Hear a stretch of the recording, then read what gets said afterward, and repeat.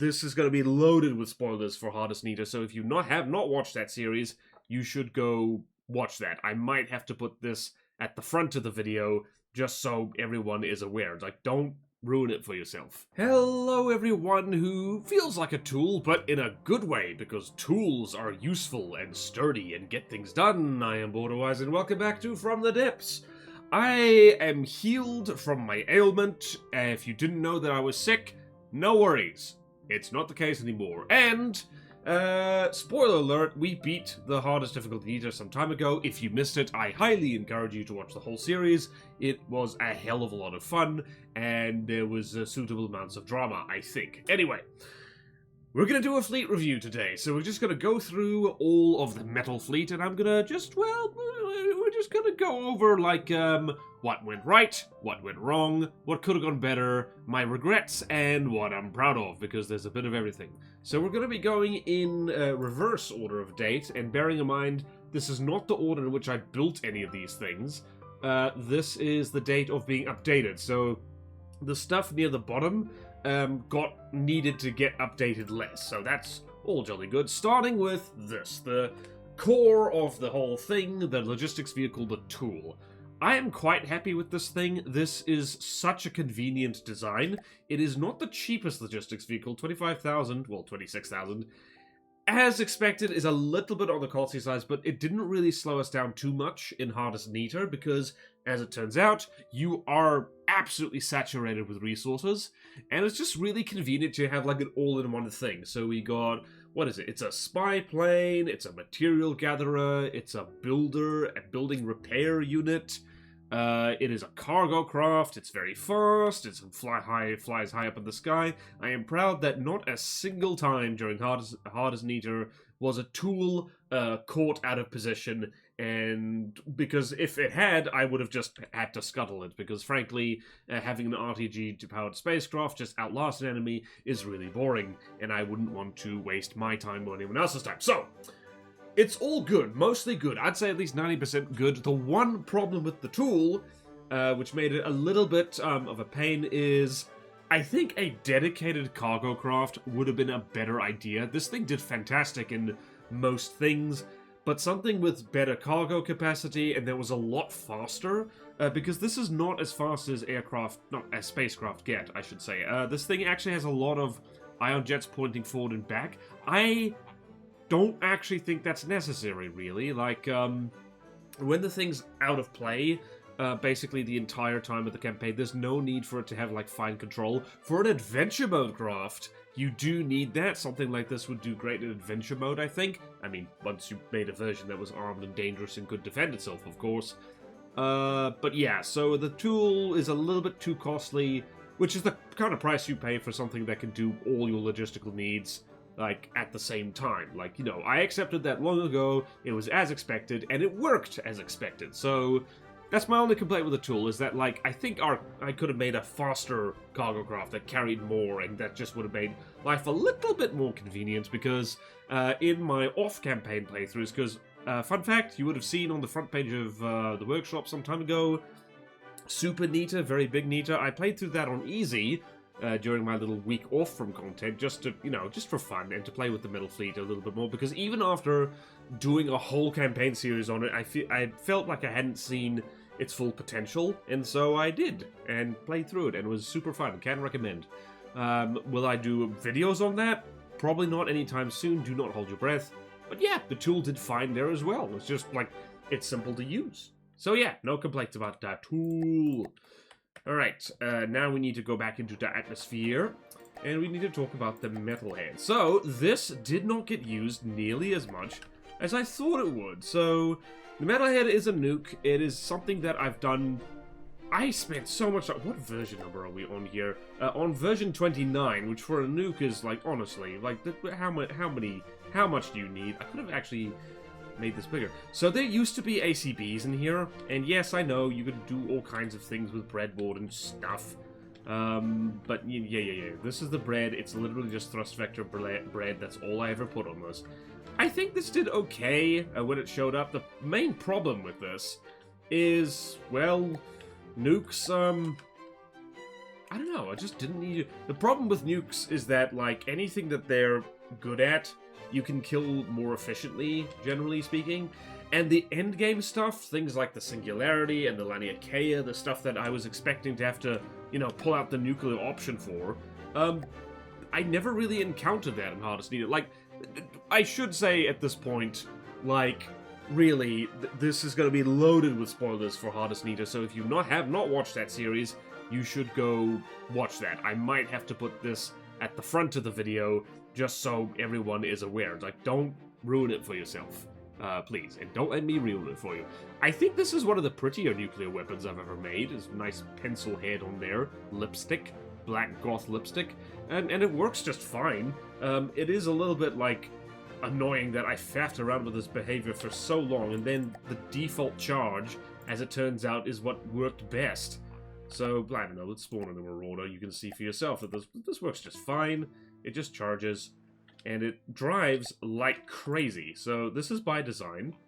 I spent so much time trying to make this thing as evasive as possible, because, well, it just works really well. Amphibious nukes are terrifying. And yes, like, also, one of the reasons I didn't spam this all willy-nilly is that what the... Oh, right, there's a ram on the front, I forgot. So this thing impales itself into the target and then explodes. We're gonna have to spawn another one. That was quite fun. So I kind of resolved to myself that I would only use nukes against factions which use them. So, which is the Grey Talons, the Twin Guard, Grey Talons, Oh, that thing's AI dead. Oh, whoops. We need to spawn another Marauder thing. Alright, so I had kind of resolved in the Hardest Need to only use nukes against stuff which had nuke craft, which is Twin Guard, Grey Talons, Scarlet Dawn, not really the Steel Striders at all. They do have an ICBM, like, silo, but, you know, you can't really use nukes against buildings because buildings are immune to collision damage for some stupid reason. So yeah, like, the Metalhead didn't really use it to its full potential, and I didn't really use, we'll get to that, like, further up the list. We didn't really use its spawner much, either, so not much to say about it. It wasn't used. Sound Tester. This is one of the last things I ever made for the Metal Fleet, like, from scratch. And honestly, this was really last second, and never underestimate just how useful it is to have, like, a very tiny, cheap spy plane.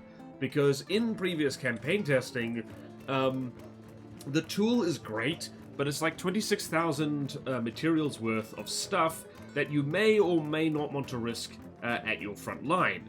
And it's just really handy to have, like, little cheap craft whose only job it is to capture tiles. This is something I learned, like, from Martin Cederbans when he did his playthrough ages ago. Does anyone remember that?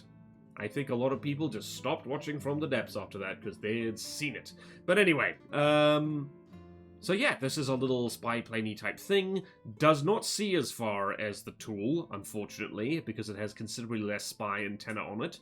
But, you know, it does the trick. It flies. It also isn't as fast. It's only like 101 meters per second in terms of speed, but it is very cheap. Like, seriously, it's less than 2,000 materials, a magnificent cost. And yeah, just flew around, capturing tiles, enabled me to keep an eye on things. And yeah, again, none of these, I don't think any of these were lost in combat. Thank goodness, because they're completely unarmed. And yeah, in case you wonder what the combat behavior is, it's coward combat behavior. So yeah, there's that. Nothing much to say, really. These worked flawlessly. I have no complaints. I'm probably going to use these in future fleets as well, simply because, like, I don't know, once you've made one very cheap, handy spy plane, like, what, you gonna build another one? No. Also, this actually has deco for no other reason than, like, you know, I wanted. It is 30 decorations. This is what it looks like without the decorations. That is hideous, so we will stop looking at it. Also, Breadboard Thrust Factory, very good. Alright, so the Creeping Death. This is another one which, honestly, I thought I'd be using a lot more, because its predecessor, what was it? The Ice Current, I believe, in the Pale Fleet, back when I was playing through Steel Sovereigns, those torpedo bombers got a lot of use. They were just so good at, like, killing ships. But the one major engagement I had with the Creeping Death against Onyx Watch ships just ended really poorly because they had, shock horror, good torpedo defense. So, let's spawn in a few Marauders to keep this thing busy, because why not? So yeah, Creeping Death didn't really get to show this off properly. I know for a fact it works great against anything in the water with, and this is important, insufficient torpedo defense, because... What was it? I think it was the... What was it? Hold on, let me spawn this in. What is it? I think it's the... What was it? I think it was the Jormungand. It was the Jormungand. So the Jormungand's gonna now kill stuff like this, and... Let's see here. Yeah, so this. The Jormungand actually has really good torpedo sonars, which, yeah, so... Right now, our friend here is not going to hit anything with them, with, like, it's just not going to hit anything with those torpedoes now, simply because this guy showed up and absolutely ruined the day, and that was very embarrassing for me, and really annoying, and etc, etc, etc. Let's try and see where the torpedoes are going. Yep, they're all missing the Jormungand. Something terrible, so...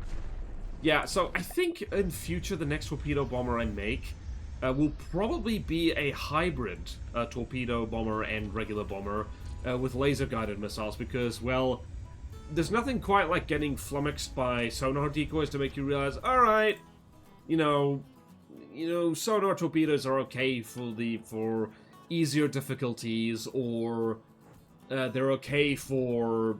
like, you know, the Deepwater Guard and stuff like that. They are not good at all when it comes to stuff that can actually, you know, the stuff that has decent torpedoes and things. It's just, it ain't gonna work. Have we hit this thing at all? We actually have. Yeah. Yeah. Yeah.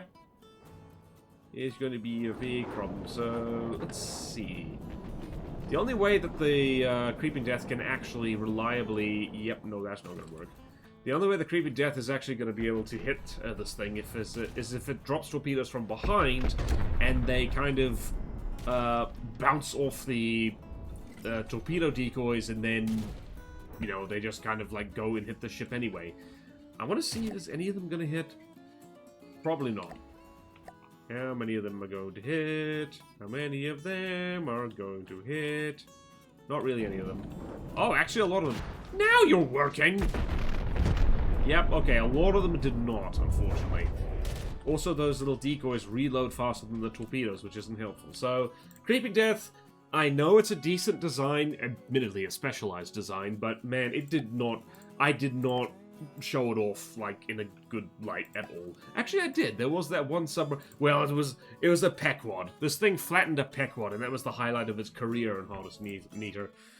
Speaking of things that were underrepresented, this thing, the Ailstorm Gremlin, something I'm very proud of, and in the, kind of the, I guess you could say the training I did for HardestDifficulty, like going through all those mini-campaigns with the single factions, and I used this thing in the Christmas campaign, I've used it to test Plutono, the custom campaign that me and my community are working on. This thing has done excellent service, except for the main campaign that it was originally built for, so ain't that a turn up for the books. And the reason for that is just because this thing is only about 60,000 materials, slightly less. In HardestDifficulty, like, you start in the middle of the map with some really, really generous resource zones.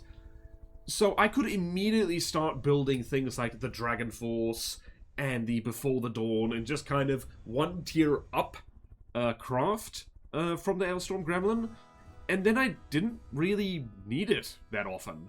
So yeah, this thing is a great starter vehicle, but because you have so much resources on the hardest difficulty in Niter, this is kind of why people say it's really hard for new players, but it's kind of easy for experienced players, simply because you have so much resource. You could, like, build almost whatever you want, like, you know, before anyone declares war on you, which is a bit of a bummer.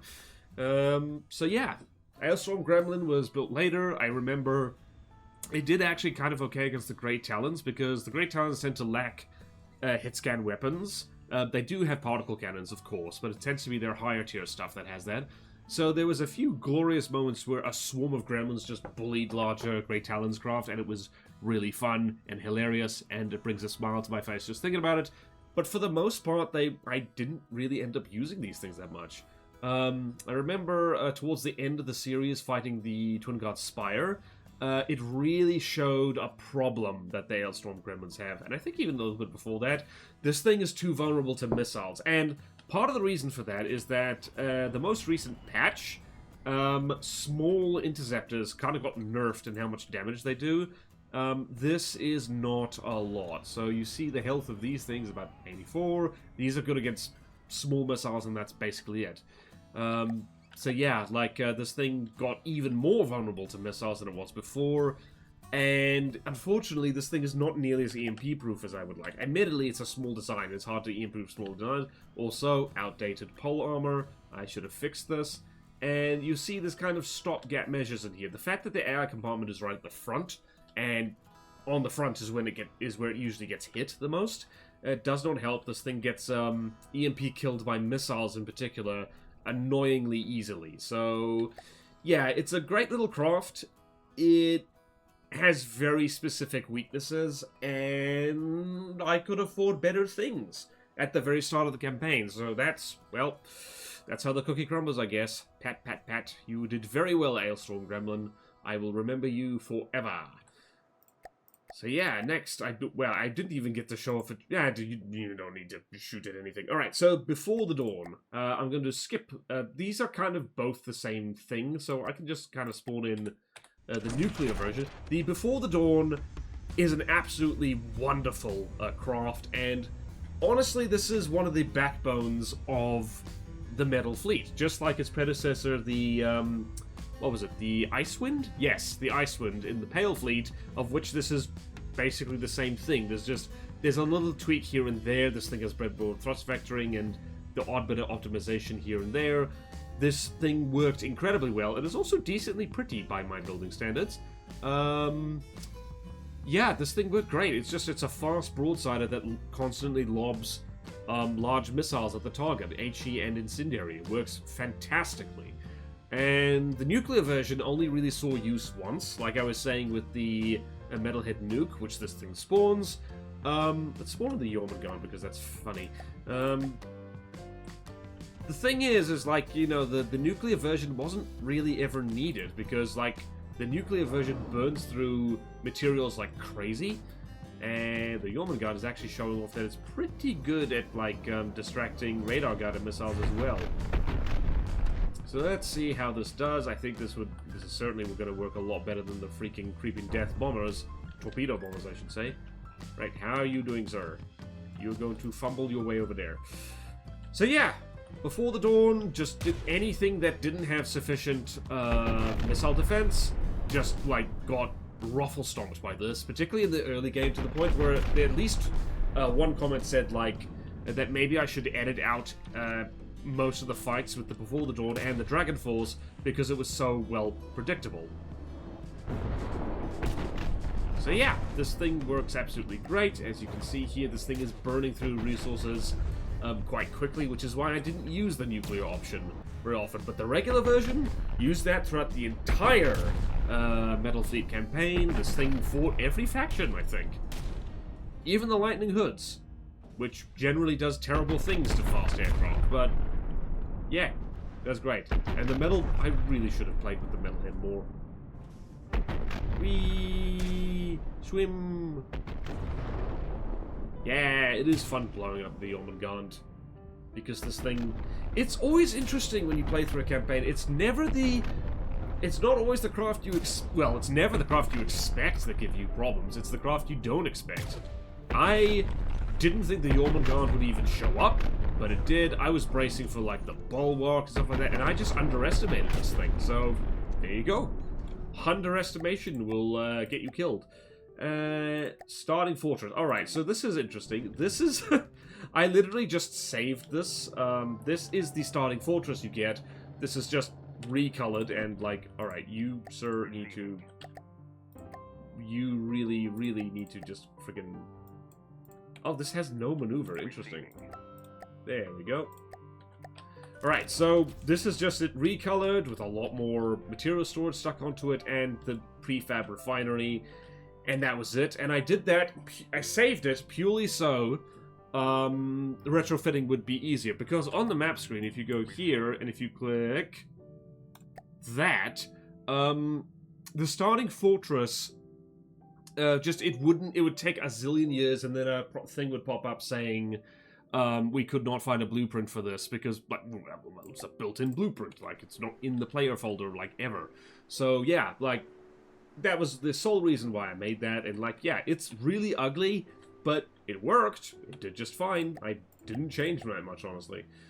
Okay, the carnival. This thing did really well, but it was a very good learning experience. So the story behind this thing is, this was originally built as a Patreon reward. So for those of you who don't know, if you support me on Patreon, at the highest tier, Gold Star Chocolate Bar, once a month I will build a craft for you, within reason. I'm not going to build Martin Cedar Pants's, like big Yamato or something, because that would be ridiculous.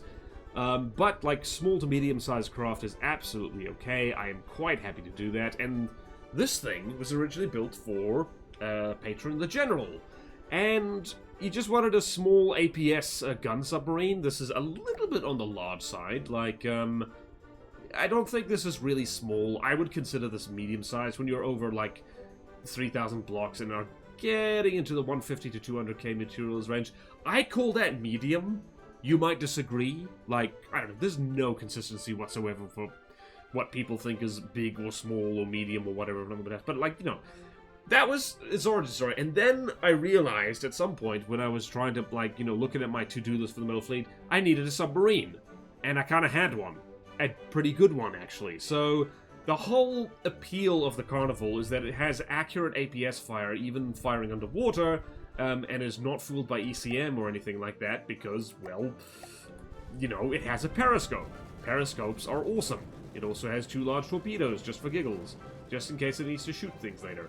So yeah, it swims along at the precise height to deal things like this, and also this googly eye thing never fails to bring me joy. I love this so much. And it worked really well. This thing was the main push, offensive push against the Lightning Hoods, and worked really well. The fights took a long time, but also the Lightning Hoods have, well, most of their craft are almost completely unable to damage this thing at all because it's underwater. However, rude shock once we started getting into particularly the Grey Talons territory. I thought that this thing would not have enough, like, right, so this thing right here, let's see here, where's it, visual. So the visual range of this guy is, like, really, really small. It's like 8 meters. However, it has got an range, so it's not 0, which means that any above surface detection, so cameras and radar, infrared, all that stuff, they can tell that something's there, and it allows them to effectively aim at the main body of the vehicle, even if they're not detecting it very well. And this thing it's fast for a submarine, 41 meters per second. That's still not fast enough to, like, evade a lot of stuff. So, yeah. The Carnival, unfortunately, suffered horribly against, like, stuff that it should have been invisible to, because of that little periscope poking up there. Which is what led me to kind of, like, improvise a second submarine. So yeah, Carnival did really great, but hard lesson learned there that, you know, at Periscope, it is a trade-off. Like, you'll be able to see them, but they will be able to see you, and that's a bit of a bummer. We are rocking the socks of this thing, and I don't mind telling you it feels really good. The APS on the Carnival, by the way, is a mixture of, what is it? It is AP Frag and AP Heat.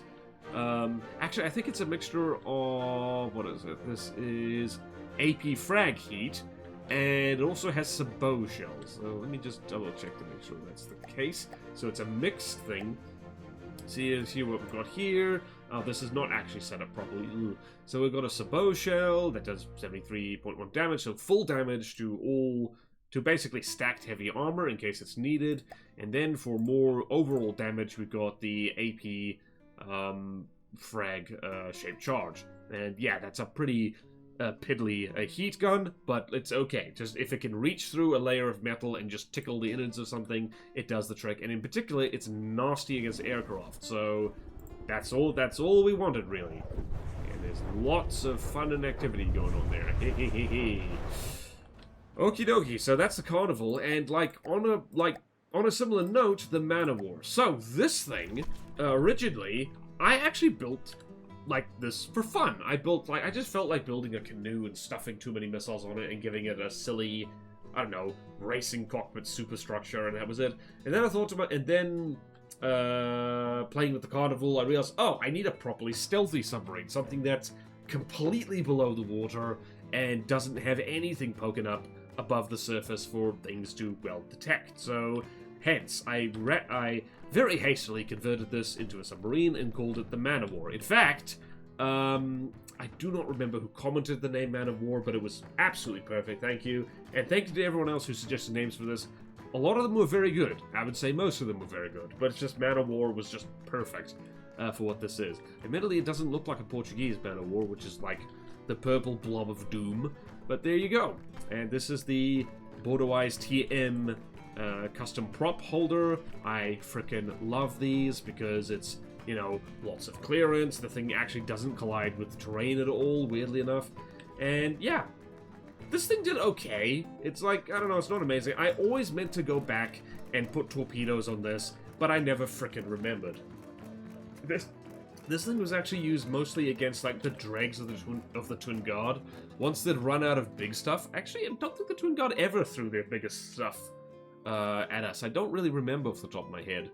I think they were mostly kind of just drained of resources once, because they had been fighting, like, I think a lot of factions before that. They were picking fights against the Great Talents for a long time. I think they might have run out of materials doing that, so we didn't really get to see any of their scariest stuff. So yeah, this thing did okay. It's not the best submarine. It's a rush job. That's what happens. The armor is kind of pathetic, really. It's, what is this? This is, it is mostly wood. It's reinforced wood, which is even worse because it's cost effective. It's got a skin of metal, 2 layers of reinforced wood, air gap, and then that. So, way too much ammo. In fact, like, actually, I think that's just barely enough ammo. Well, actually, like, you know, it's twice as much ammo as it needs, so that's a little bit silly. And of course, the ammo compartment is surrounding the missiles. Like, you can tell, this was never supposed to be a good design. It was supposed to be just, I don't know, it was supposed to be silly, and it was, and then it got pressed into service. I actually... Huh. Interesting. I only just now realized that the pivots at the back are asymmetrical. Maybe this thing was rolling the whole time and I didn't remember. Anyway, let's throw this against 200k's worth of stuff, because why not? Hey, parapet, let's see if you survive this. So yeah, I wasn't thinking too much about, like, submarines and how to do them in this particular campaign, because, oh my god, you got hit anyway, you stupid bastard. I'm the stupid bastard who... Actually, the armor took it. That's quite nice. I think it took out the front missile array, though. So that's embarrassing.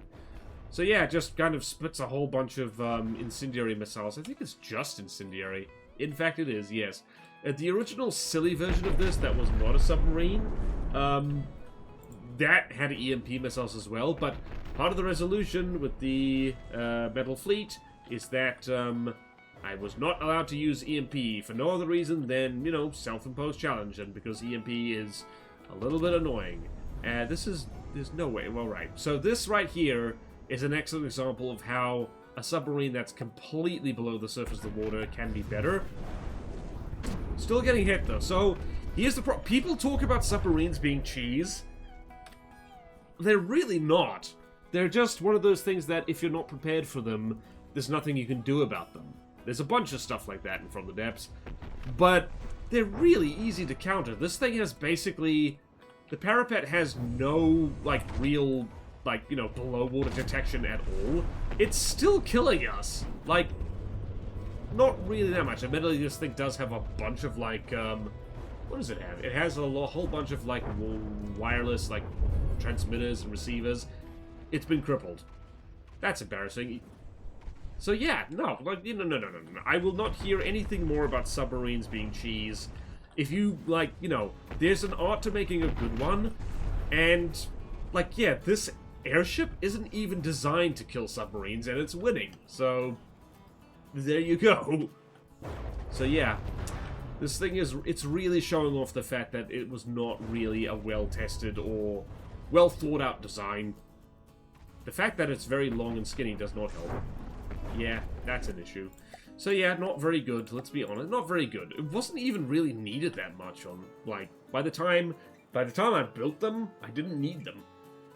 Oh, Gary Beck, this thing was absolutely worth the time and pain spent making it. Gary is legendary.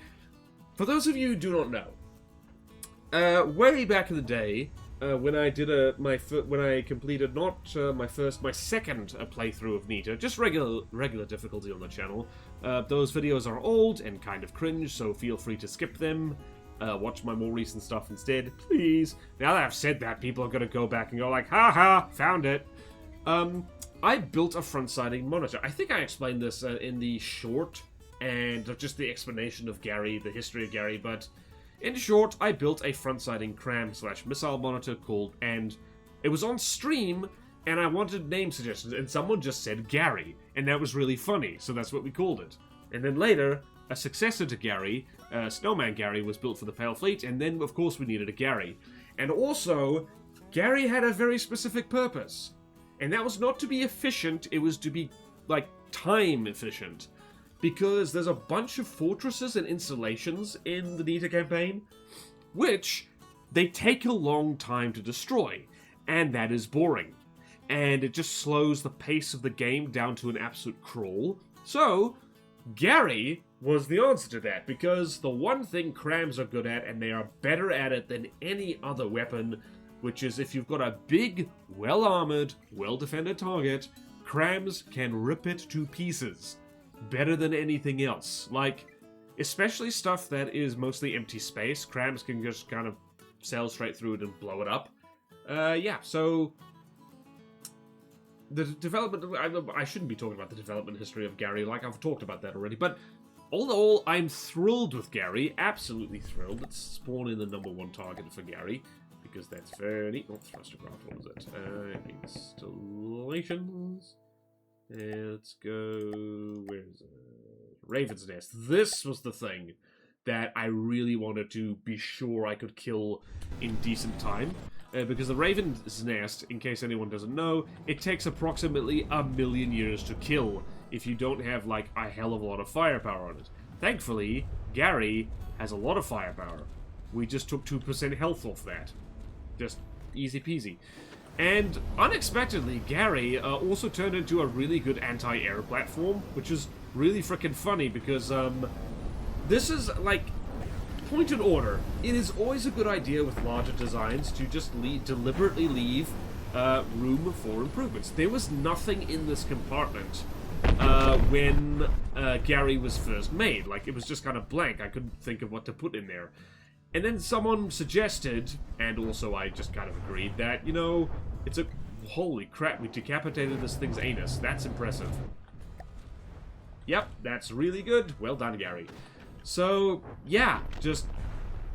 It turned out to be really good at, like, fly swatting as well. Like, multiple... In particular, soloing an entire Steel Strider's base, including all the planes on it. Really, really good. Gary, fantastic.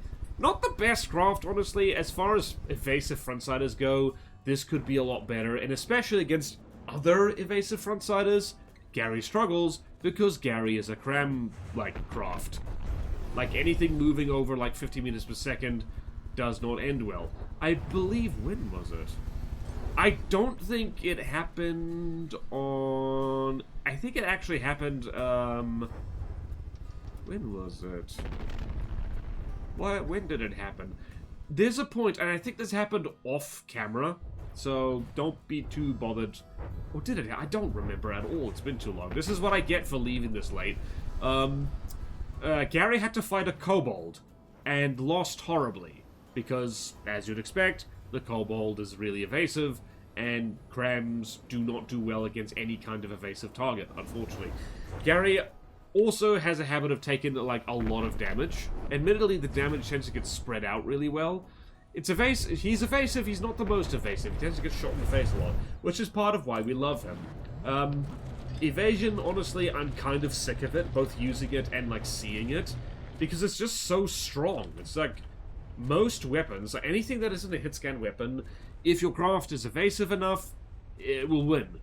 And that's kind of boring, honestly. So, yeah. Yeah, that's Gary. I love Gary.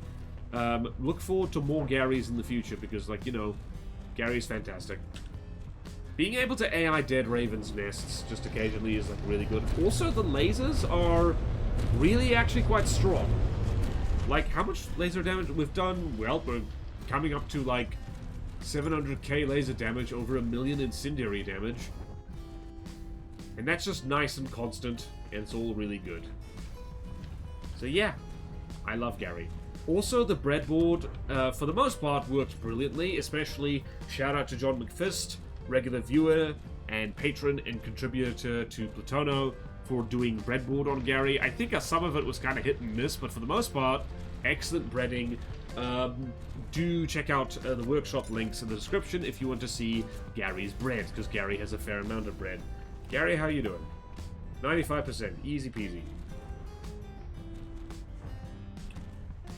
How is this thing? This thing's almost dead. It's fantastic. Oh, let's treat ourselves. One more raven's nest for Gary, because Gary hungers. Also, these wiggly things, they work. I think they could be better. Also, I made a particle cannon version for Gary, for the General again, because the General knows how to use Patreon perks very well. Take that, Raven's Nest. Perfect! Me likey. Next here, the Dragon Force. Oh, the Dragon Force. Slightly controversial. Well, not controversial. The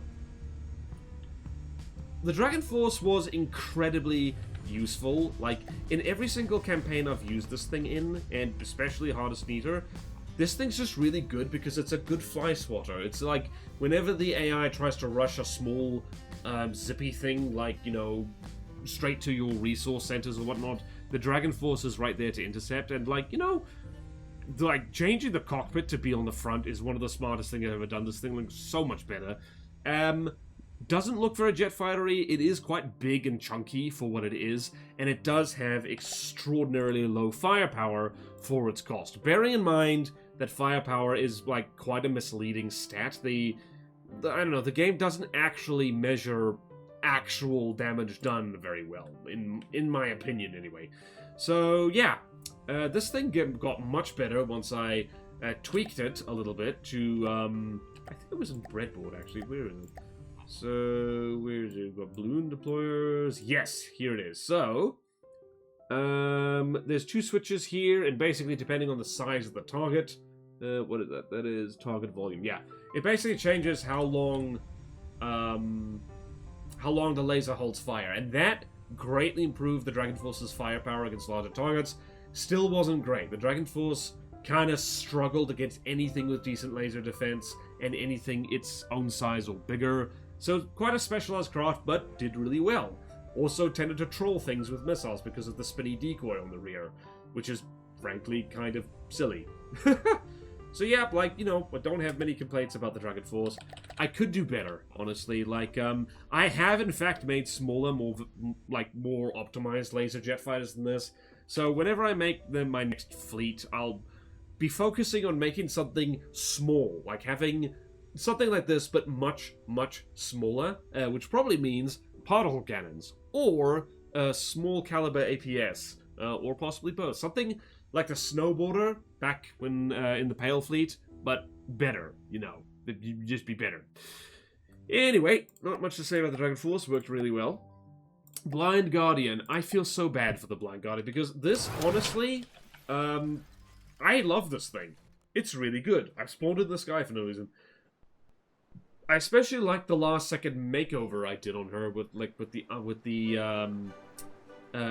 you know, the orca style, like, eyebrow patches and the things like there, and the, you know, the counter shading. I think that's a real good look for her. The problem with the Blind Guardian, and this is not her fault and it's not really my fault, is that From the Depths is not kind to surface broadsiders when you're playing on higher difficulties. Like, in this rough price range, you have horrible things. Let's go find a Grey Talon thing that's roughly this cost. 400k. Vehicle types. So 400k thing here is things like the Harpia, for instance. And just a surface broadsider against, you know, a meta frontsider like this, a meta flying brick. She doesn't have a chance, really. She really doesn't. And, like, I don't remember off the top of my head, like, what exactly this thing for. It's my own damn fault, also, because there's no spaced armor here. Not really. And, of course, outdated pole armor. Yeah, no. Just, like, this kind of thing is just... It's just not gonna work well. Actually, that's way more damage to the Harpia than I thought it would be doing. Oh, yeah, she's not gonna win. Yeah, she's not gonna win. Oh, that's very sad. But anyway, so, the problem with the Blind Guardian is that, like, she's really good at just holding the line against swarms of, like, well, crap craft, so to speak. Crap is disrespectful. Like, you know, easy, medium, maybe hard. When it comes to godlies, particularly Grey Talon and Scarlet Dawn godlies, which are all bloody flying bricks. I'm sick and tired of flying bricks. They're not interesting. Basically everything towards the end game and from the depths is exactly the same, because it's just armored to hell, defies physics, and that's kind of it. Honestly, I'm surprised this thing isn't dead yet. Again, my own damn fault. This is not plasma-proof armor at all. This is a very bad matchup. But that's just the thing. What is a good matchup for a surface broadsider? And this thing's fast. Top speed is almost 70 meters per second, but, like, doesn't matter.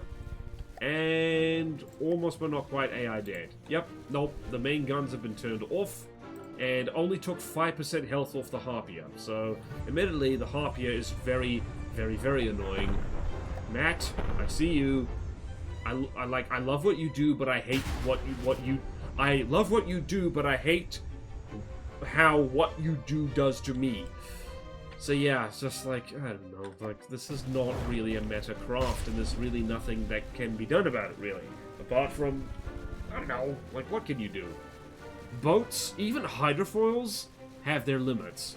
Even APS hydrofoils and stuff have their limits, so I feel so sorry for the Blind Guardian. If there was less stuff like the Harpia or the Alarmed and stuff in the game, she probably would have seen more use, but I tended to keep them back and just use them to hold the line, rather than, you know, hence the name, Blind Guardian.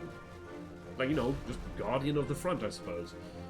But yeah, even, like, spamming APS is pretty good and works against most things, but just, like, stuff like the Harpia is actually designed to, you know, designed to counter it, because it's got, like, armor that's kinetic resistant, it's got proper spaced armor, and it's hugely evasive, so not much really that a poor Blind Guardian can do about that. I really know, I need to stop using pole armor as much as possible.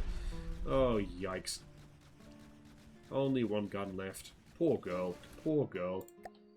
So yeah, long-suffering Blind Guardian. The Behemoth! I didn't actually need this thing. I have to admit that playing through, like, Big Meter, so to speak, what's it? What the hell's it called? Hold on, let me go. Don't look at my Steam. That's rude. Arr. Okay, let's go here. From the Dips Workshop, Community Workshop. Everyone look at the Behemoth for a second. Recently played. There from the Depths. Oh, I can mod Noita. I completely forgot. Items. Subscribed items. What have I subscribed to? I have subscribed to a lot of stuff. There we go. Vodarian Super Neater.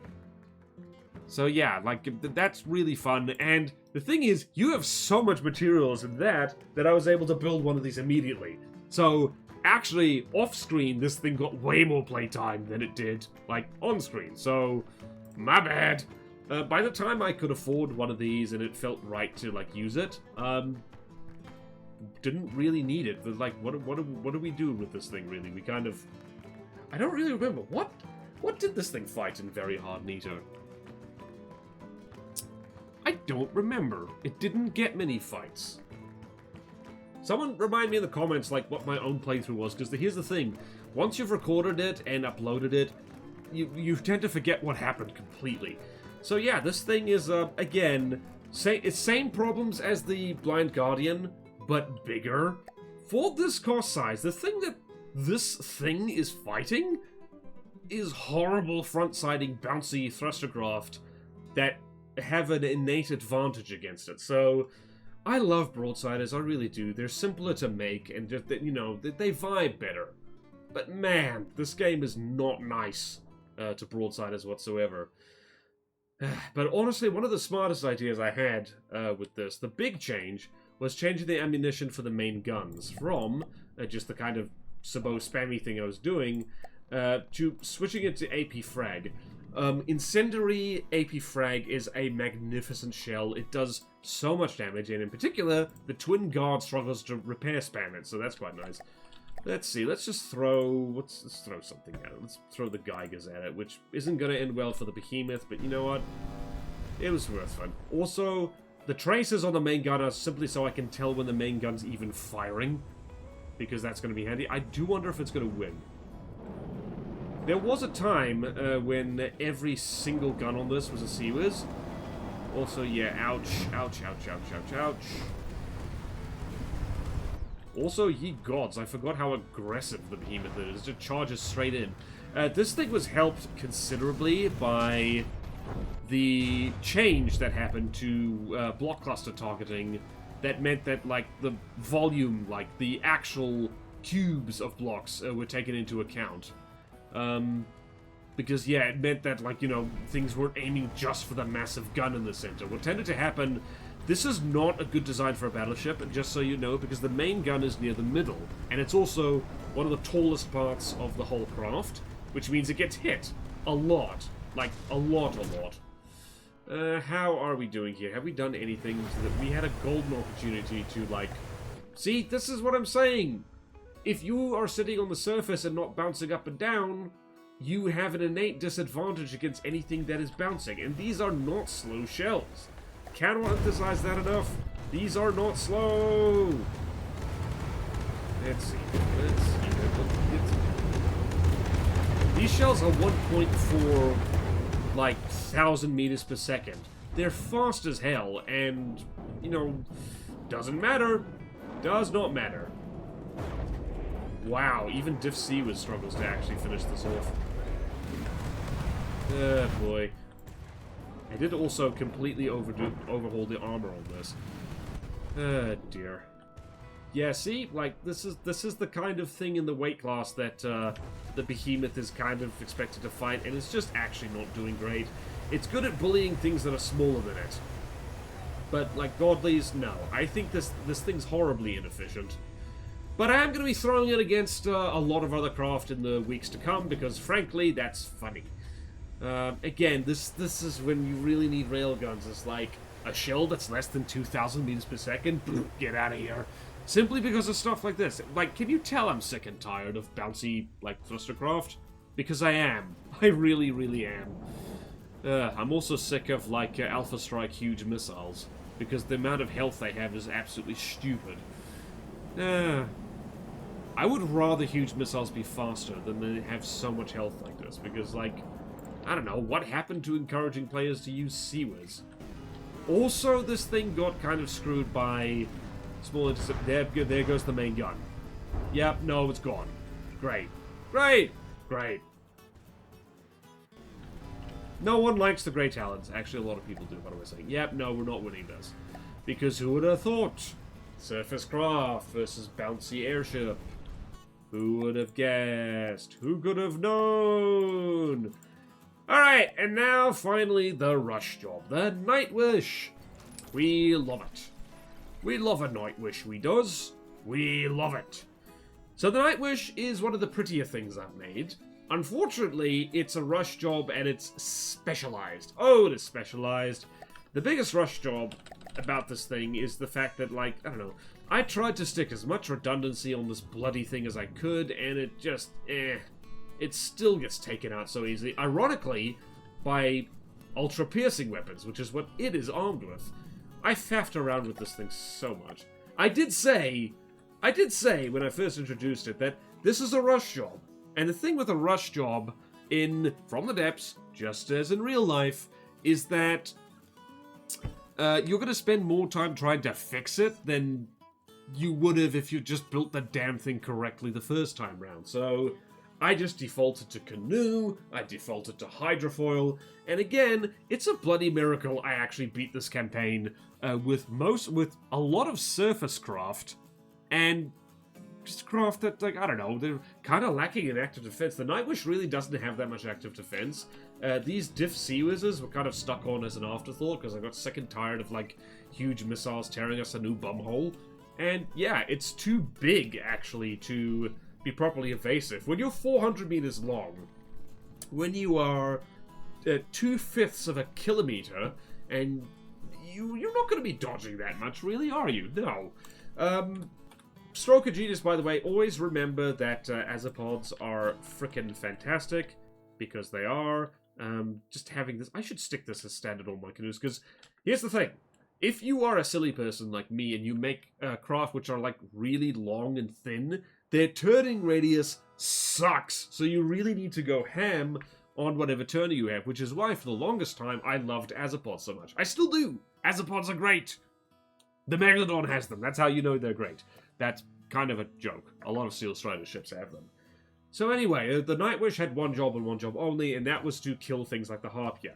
Yes, it is almost 3 times as expensive as the Harpia, and like things like the Atos and the Singularity and stuff like that. This was my true endgame craft. So the Behemoth was there for vibes. It was there because you have to have a battleship when you play through From the Depths campaign and make videos of it.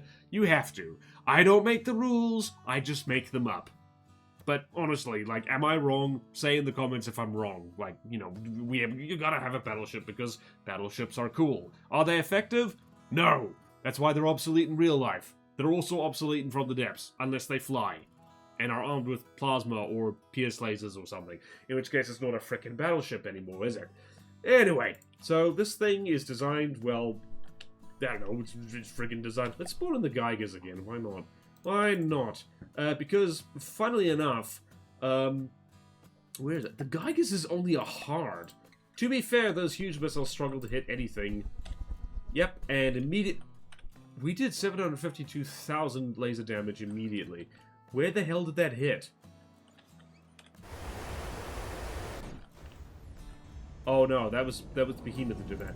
So, funny thing about the armor scheme on the Nightwish. Proper spaced armor is a lifesaver against both plasma and thump. So this thing actually tanks a lot of stuff better than the Behemoth does. So you see there, nothing that important got taken out, nothing that important got taken out. So yeah, also frickin'... That being said, I really hope that the laser... Yep, there we go. And, yep, the Geigers is slowly going sizzle, sizzle. What was that? That looked important. Oh, my word. We almost... Also, ECM. ECM makes a big difference. I don't think I ever put ECM on the whatchamacallit, on the Behemoth. Please stop burning to death. Alright, so yeah, I faffed around a lot with please aim for a good chunky bit, Nightwish. The Nightwish does have a horrible habit of, like, aiming for the worst spots possible, which is, there's nothing that teaches you the weakness of a weapon than using it yourself. Everything seems overpowered until you try and use it and you realize, oh, I don't know why my lasers miss so much. What am I doing wrong? That thing just exploded. Never mind. Never mind. So yeah, like, the Nightwish, when it actually hits the target properly, it actually does great. But then when it misses, you want to cry, and, you know, this is how it is. Salute Captain Sophie. Who else got named here? Big Richard. So yeah, this is the From the Depths meta. It's just like, why would you build anything else other than a pierce laser? Like, honestly. I do have to say, I was proven so right by my theory, and I stumbled upon this by accident. The fact that you can put lasers, like, at the extreme extremities of your craft you can put them in places that don't get hit very often. So you'll see where the damage is. This thing gets hit in the middle a lot. But, like, it doesn't matter. The lasers are fine. And because this thing actually moves pretty quickly, and we're now in a very silly bullseye pattern, right here, please shoot it in the good bits. Yay! First shot does. I didn't actually do it, Pierce. You know, I still haven't looked at the super radiance, and I was supposed to. When I was building this Pierce laser thing, I was supposed to look at the Pierce lasery thing and, like, kind of work out, like, how to actually do it properly. And then I didn't. Also, I think we took out the Geiger's turning. So yeah, like, the Nightwish actually got more proper use. But again, by the time I had a bunch of these in the game, so to speak, I'd basically already beaten the Grey Talons and the Scarlet Dawn. I will always regret the fact that I fought a Singularity and it suffered a damage and enemy territory despawn. That was so disappointing. Do not worry, I have the mod that turns that off. It is fantastic. That will never happen again. Hopefully. So yeah, it's just... yeah. I am happy to say that, like, a pair of Nightwishes can, take on the Singularity. And you know what? We should do that. We should do that right now. They can do it. They could also take on the Laniakea. But honestly, I'm going to give you lot the Snig fight that you really should have had in the campaign proper. And I'm so sorry it didn't happen. It was kind of outside of my control. But yeah, also the Snig showing up and wiping the floor with me is what prompted the building of the Nightwish. Actually, it was more the Harpier, but never mind. So we're going to spawn you over here. Also, shout out to anti-plasma armor. It is very, very good. Very, very good. We're going to spawn you all the way over here. Please do not miss the first shot. That is the one thing I really hate about the Nightwish, is that, like, when it misses the first shot. And as we can see there, the plasma really didn't do that much. Lots of scratchy damage, and that's about it. And the first shot was bad. And please flank. You're not flanking, guys.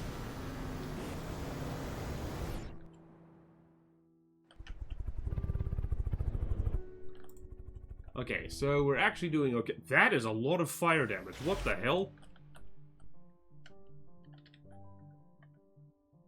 I see fire inside the mountain. Is any of that important? Not yet.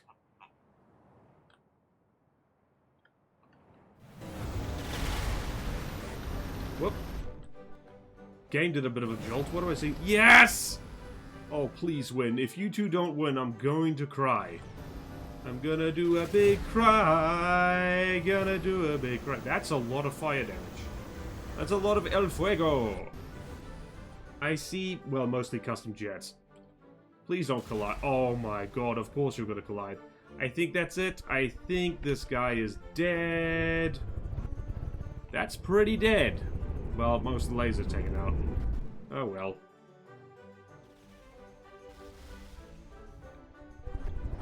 Thank goodness for anti-plasma armor. Well, it's a long shot. I don't know if they can do it.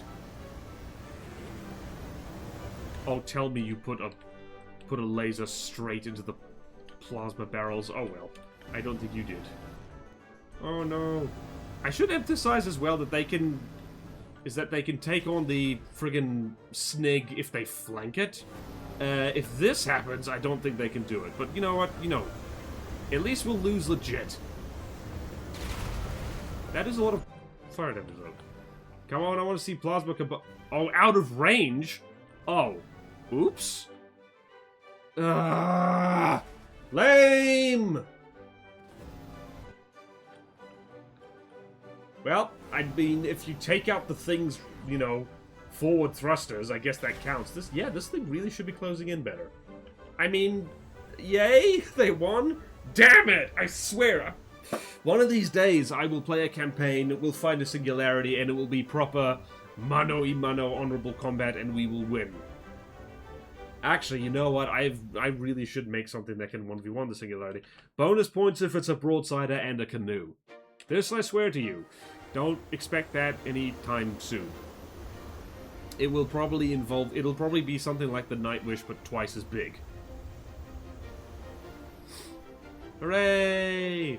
We killed the snake! We killed the snake! How much is the Nightwish? We actually undercosted the snake. The Laniakea is a different story, because that thing is pure cheese and no one likes it. I don't know. Say in the comments if you like the Laniakea. I think it's totally fair and reasonable. Oh boy. Anyway, that's the Metal Fleet. It's overall, I'm very proud of the Metal Fleet. It did what I wanted it to do, which was win. Next time I'll do better, but isn't that always the case in From the Depths? Even when you win, it's like, I could have done that better.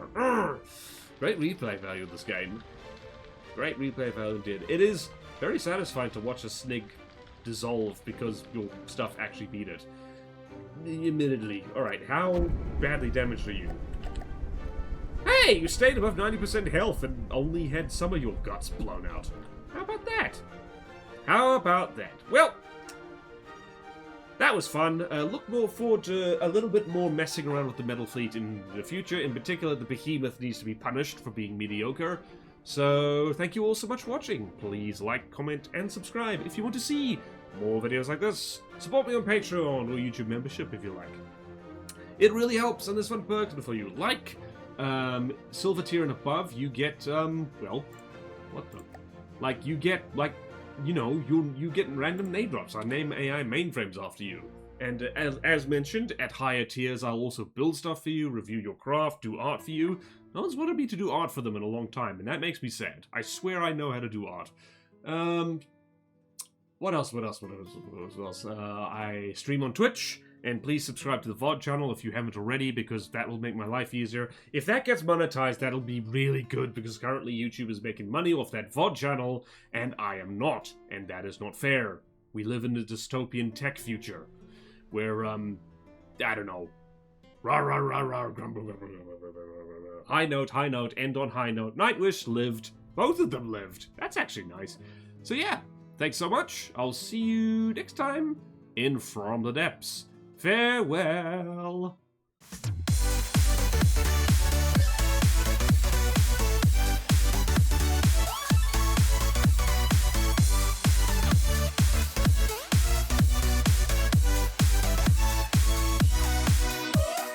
These are the eyes of someone who's had an absolute guts full of plasma. Literally.